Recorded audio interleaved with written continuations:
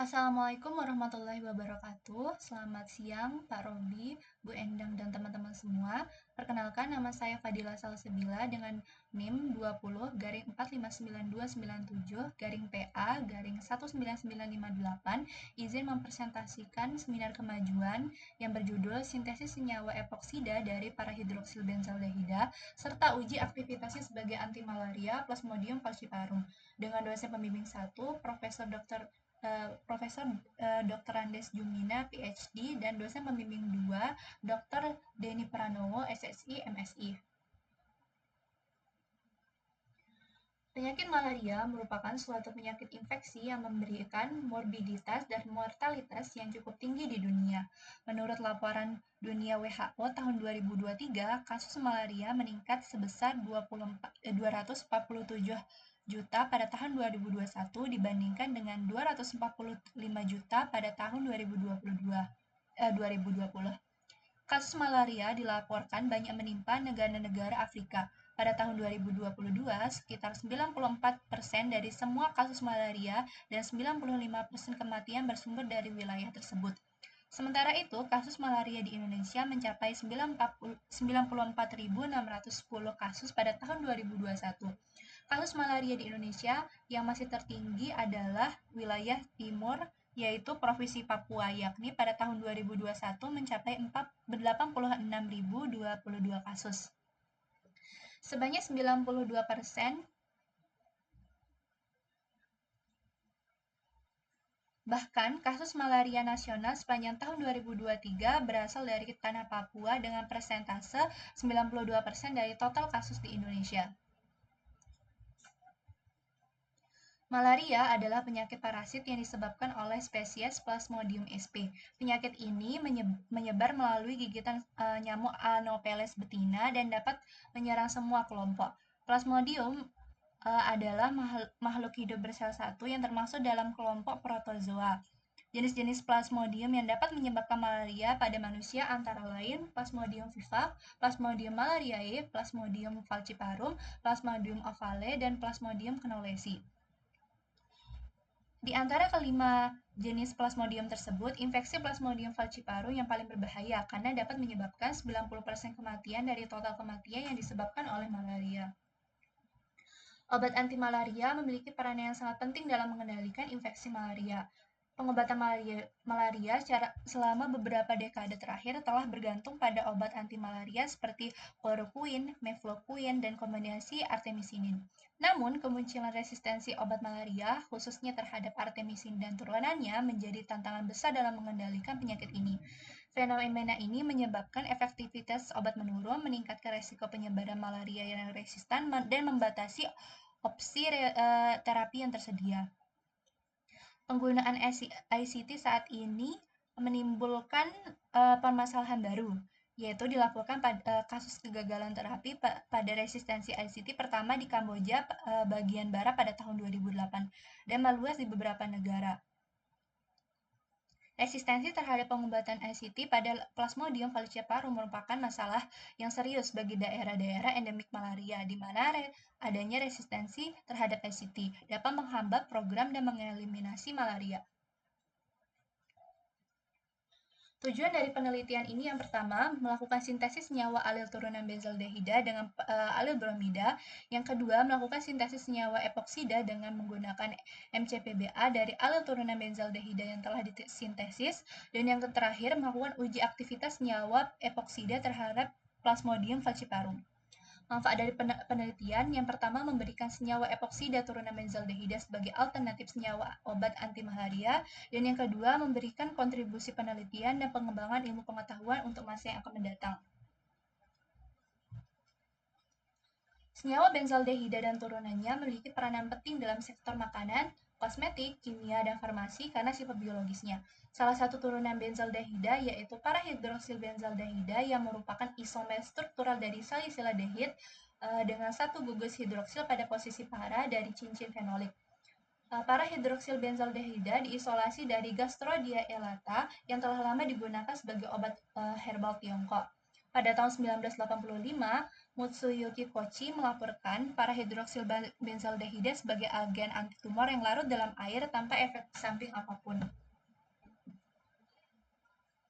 Senyawa epoksida yang dikenal sebagai oksirana atau oksasikloropropana terdapat dalam berbagai macam produk alami, lingkungan, industri, dan in vivo yang timbul dari transformasi biokimia. Epoksida merupakan ether siklik dengan atom oksigen pada cincin jenuh beranggotakan 3. Cincin yang beranggotakan 3 ini membuatnya sangat reaktif. Epoksida merupakan zat yang sangat berguna dan dapat diubah sebagai senyawa kimia yang bernilai lebih tinggi. Senyawa epoksida yang memiliki reaktivitas yang tinggi digunakan sebagai agen alkilasi atau pengikat silang yang menunjukkan potensi biologis yang tinggi sebagai agen anti kanker. Perumusan hipotesis yang pertama. Tesumo pada tahun 2016 berhasil mensintesis senyawa vanilin yang mengandung gugus OH dan COH yang direaksikan dengan alil bromida. Reaksi tersebut merupakan reaksi alilasi yang menghasilkan senyawa 4-aliloksi 3-metoksibenzaldehida. Hasil senyawa alil yang diperoleh oleh Q pada tahun 2016 menunjukkan nilai rendemen sebesar 86,2% dengan menggunakan pelarut aseton. Berdasarkan hal ini, maka dibuatlah hipotesis yang pertama, yaitu jika senyawa turunan benzaldehida berupa parahidroksil benzaldehida yang mengandung gugus OH direaksikan dengan alil bromida dalam pelarut aseton, maka akan memberikan rendemen dengan hasil yang baik. Perumusan hipotesis yang kedua. Mamedo pada tahun 2022 mesintesis senyawa epoksida dengan MCPBA.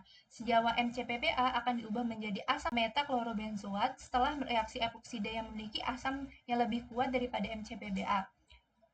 Untuk menghindari serangan asam metaklorobenzoat pada gugus epoksida dan menyebabkan reaksi pembukaan cincin, maka asam harus segera diluarkan pada waktu yang tepat. Maka dibuatlah hipotesis yang kedua, yaitu jika senyawa alil turunan benzaldehida direaksikan dengan MCPBA dan dinetralisasi menggunakan natrium bikarbonat 10%, maka akan menghasilkan senyawa epoksida dengan rendemen yang baik. Perumusan hipotesis yang ketiga. Senyawa turunan benzaldehida, salah satunya adalah senyawa kalkon dan turunannya, berhasil disintesis oleh Yadav pada tahun 2012 yang menunjukkan potensi aktivitas anti-plasmodium in vitro dengan IC50 sebesar 1,1 mikrogram per mililiter. Selain itu, artemisinin dan antimalaria berbasis endoperoksida telah terbukti efektif dalam pengobatan Plasmodium falciparum yang resisten terhadap kloroquine. Jembatan endoperoksida yang terdapat dalam artemisinin dan turunan semisintesis dianggap penting dalam aktivitas antimalaria. Selain itu, studi in vivo yang dilakukan oleh Sajadi pada tahun 2016 menyatakan bahwa sumber resin epoksida pada dosis 100 mg per kilogram memiliki efek antimalaria yang relatif signifikan. Maka dibuatlah hipotesis yang ketiga, yaitu jika senyawa epoksida turunan benzaldehida yang memiliki cincin epoksida yang berhasil disintesis, maka senyawa tersebut akan memiliki aktivitas biologis sebagai antimalaria Plasmodium falciparum. Rancangan penelitian. Yang pertama, dilakukan sintesis senyawa alil turunan benzaldehida dengan mereaksikan parahidroksil benzaldehida dan alil bromida. Senyawa hasil sintesis direaksikan dengan MCPBA sehingga menghasilkan senyawa epoksida turunan benzaldehida. Senyawa ini selanjutnya diuji aktivitas antimalarianya terhadap Plasmodium falciparum. Metode penelitian yang pertama, sintesis senyawa alil turunan benzaldehida. Sebanyak 0,73 gram parahidroksil benzaldehida dan 0,72 gram alil bromida dilarutkan dengan 15 ml aseton dalam suatu labu leher 3. Kemudian ditambahkan 0,56 gram kalium karbonat. Campuran diaduk dan direfleks selama 10 jam. Hasil pencampuran diekstraksi dengan 60 ml etil asetat dan 10 ml natrium bikarbonat 10%. Fase organik dalam hasil ekstraksi dicuci dengan aquade sebanyak 3 kali 30 ml. Selanjutnya, seluruh fase organik yang diperoleh dikeringkan dengan natrium sulfat. Pelarut etil asetat hasil ekstraksi diuapkan dengan evaporator. Kemudian produk dikarakterisasi dengan instrumen FTIR, GCMS, proton NMR, dan karbon NMR. Selanjutnya yaitu sintesis senyawa epoksida turunan benzaldehida. Sebanyak 0,34 gram alil turunan benzaldehid dilarutkan ke dalam 5 ml kloroform. Larutan kemudian ditambahkan 1,44 gram MCPBA dalam 15 ml kloroform secara tetes demi tetes. Campuran diaduk selama 24 jam dengan 6 jam pengadukan awal dilakukan pada suhu 60 derajat Celcius dan 18 jam selanjutnya pada suhu ruang. Natrium bikarbonat 10% ditambahkan secara perlahan hingga campuran memiliki pH netral disertai dengan pengadukan selama 2 jam. Lapisan bawah dipisahkan dan diekstraksi dengan natrium bikarbonat 10% sebanyak 2 kali 30 ml. Kemudian fase organik dicuci dengan aquades sebanyak 3 kali 30 ml. Fase organik yang diperoleh dikeringkan dengan natrium sulfat dan sisa pelarut diuapkan dengan evaporator. Yang selanjutnya, produk dikarakterisasi dengan menggunakan instrumen FTIR, GCMS, proton NMR, dan karbon NMR. Uji aktivitas antimalaria. Senyawa hasil sintesis berupa senyawa epoksida turunan benzaldehida ditimbang sebanyak 1 mg dalam 10 mikroliter DMSO dan ditambahkan RPIM sebanyak 990 mikroliter. Sampel tersebut dibagi menjadi 5 variasi konsentrasi dengan pengenceran. Pada setiap konsentrasi dimasukkan ke dalam mikroplet 96 sumuran dan ditambahkan 100 mikroliter larutan inokulum dengan masing-masing variasi 3 kali pengulangan. Kemudian mikroplet diletakkan ke dalam candle jar dan diinkubasi selama 72 jam pada suhu 37 derajat Celcius. Apabila waktu inkubasi sudah selesai, mikroplet dikeluarkan dan tiap sumuran dipindahkan dalam evendop dan disentrifugasi selama 10 menit dengan kecepatan 7000 rpm. Supernatan dari hasil sentrifugasi lalu dibuang, sedangkan endapan yang diperoleh dibuat menjadi preparat apusan tipis pada objek gelas. Apusan tipis pada objek gelas kemudian difiksasi dengan metanol dan setelah dikeringkan diberi warna gimsi 10% selama 10 menit dan diakhiri dengan pencucian menggunakan air mengalir. Apusan kemudian diamati dengan menggunakan mikroskop dengan pembesaran 1000 kali yang dibantu dengan minyak emersi. Hasil penelitian. Senyawa alil turunan benzaldehida yang diperoleh berwujud cair berwarna kuning madu dengan rendemen sebesar 86%. Reaksi alilasi parahidroksil benzaldehida dengan alil bromida terjadi melalui mekanisme reaksi SN2. Senyawa parahidroksil benzaldehida berperan sebagai nukleofil yang menyerang atom karbon elektrofil pada alil bromida. Pada saat yang sama, ion bromida yang merupakan gugus pergi yang baik, ikatannya mulai melemah dan terputus dengan ikatan karbon. Kondisi ini disebut dengan keadaan transisi. Produk akhir berupa senyawa eter alilik yang merupakan senyawa parahidroksil benzaldehida yang telah teralkilasi dengan gugus alil pada atom oksigen.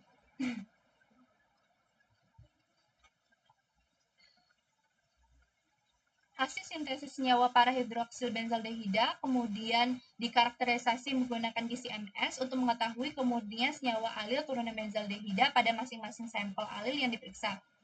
Hasil pemeriksaan GCMS menunjukkan terdapat 6 puncak dengan 1 puncak utama yang terdeteksi. Puncak ketiga pada senyawa alil muncul pada waktu retensi 16,676 dengan kemudian 93,09% yang merupakan senyawa alil yang terbentuk. Berdasarkan hasil analisis spektra massa, senyawa pada puncak ketiga dengan nilai M/Z 162 merupakan senyawa alil dengan rumus molekul C10H10O2. Senyawa alil turunan benzaldehida kemudian dikonfirmasi strukturnya dengan spektrometer proton NMR dan karbon NMR. Senyawa proton pada gugus alil muncul pada pergeseran kimia 5,37 dan 5 ppm dan 5,92 sampai 6,05 ppm. Puncak 2 muncul sebagai puncak multiplet. Nah, hal ini tuh terjadi disebabkan oleh proton tersebut selain memiliki 4 proton tetangga juga mampu merasakan split proton tetangga lain di sebelahnya sehingga cenderung muncul sebagai puncak multiplet.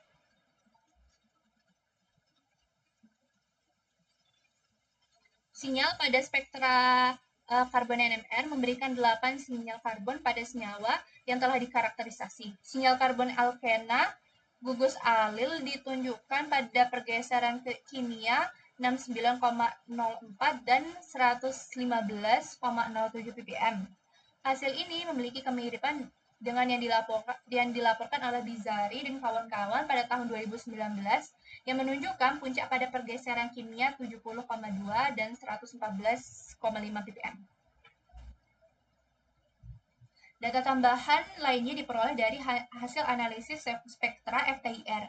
Analisis dengan FTIR dilakukan untuk mengetahui gugus-gugus fungsi yang khas dari suatu senyawa. Pada daerah bilangan gelombang 3170,97 cm terdapat serapan gugus hidroksi pada senyawa parahidroksibenzaldehida. Sementara itu, pada bilangan gelombang 3078,39 dan 1157,29 menunjukkan terdapat serapan yang khas pada gugus CH-alkena terminal dan COC ester.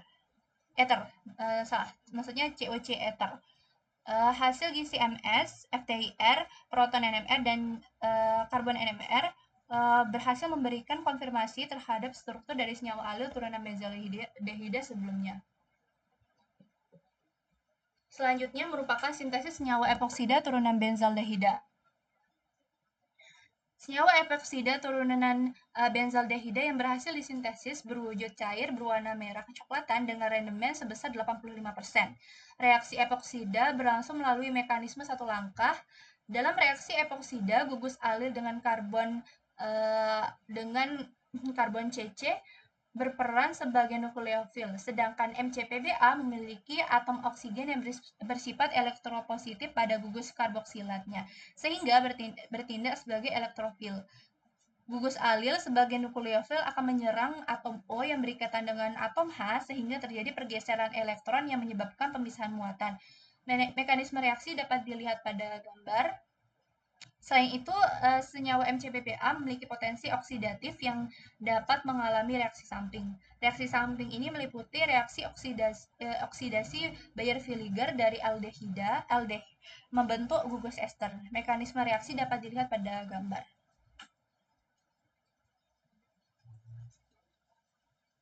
Hasil pemeriksaan GCMS menunjukkan 2 puncak tertinggi di antara 5 puncak yang terdeteksi. Puncak keempat pada sampel epoksida muncul pada waktu retensi 11,538 dengan kemurnian 69,39% merupakan senyawa epoksida yang mengalami reaksi epoksida dan reaksi Baeyer-Villiger. Berdasarkan hasil analisis spektra massa, senyawa dengan nilai M per Z 194 merupakan senyawa alil dengan rumus molekul C10H10O4. Hasil analisis spektra proton NMR menunjukkan sinyal proton senyawa epoksida dengan 6 lingkungan proton yang berbeda.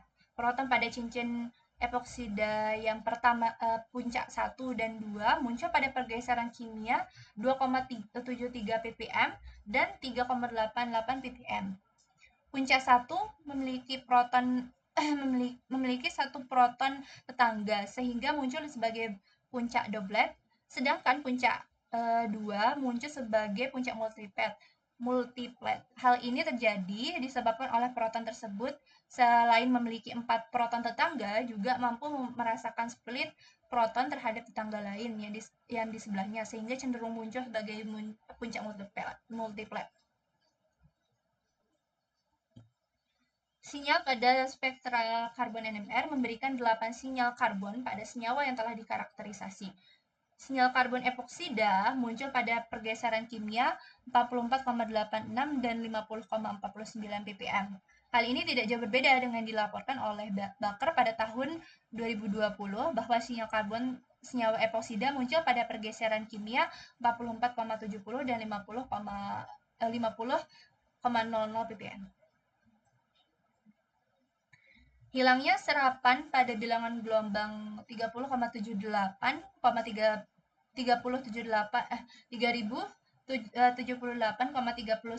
menandakan bahwa hilangnya gugus CH alkena terminal. Gugus epoksida muncul pada bilangan gelombang 833,25 dan 910,40 yang menunjukkan dua puncak khas gugus fungsi CO oksiran sehingga disebut dengan puncak kembar.